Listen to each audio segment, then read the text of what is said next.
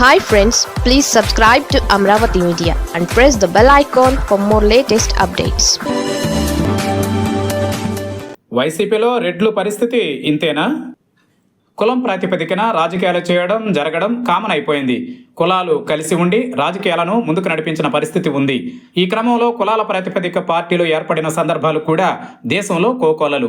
మన ఏపీ విషయానికి వస్తే కులాల పేరుతో పార్టీలు లేవు, కానీ కుల సంఘాలు, కులాలకు చెందిన వ్యక్తులు మాత్రం ఆయా పార్టీలకు మద్దతుగా నిలుస్తున్నాయి, నాయకులకు అండగా ఉంటున్నాయి. టీడీపీకి కమ్మలు ఆదరణ. ఈ విషయం ప్రత్యేకంగా చెప్పాల్సిన అవసరం లేదు.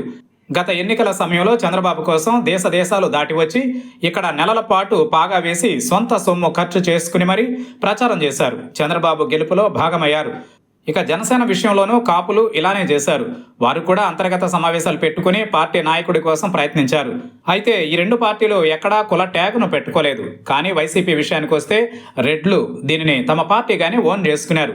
పార్టీ అధినేత జగన్ తనకు కులం లేదు, మతం లేదని అన్న రెడ్డి సామాజిక వర్గం ఈ పార్టీని సొంతం చేసుకుని 2019 ఎన్నికలలో జగన్ విజయానికి బాటలు వేసింది. కానీ దీనిని జగన్ ఒప్పుకోలేదు.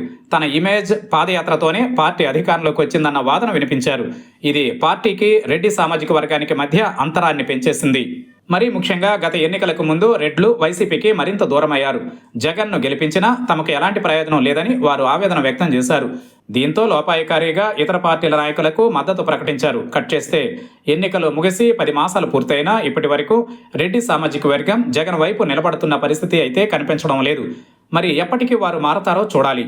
మరోవైపు జగన్ అయినా స్పందిస్తున్నారంటే అది కూడా లేదు. సో ఇప్పటికైతే రెడ్లు ఇంతే అనే టాక్ వినిపిస్తుండడం గమనార్హం.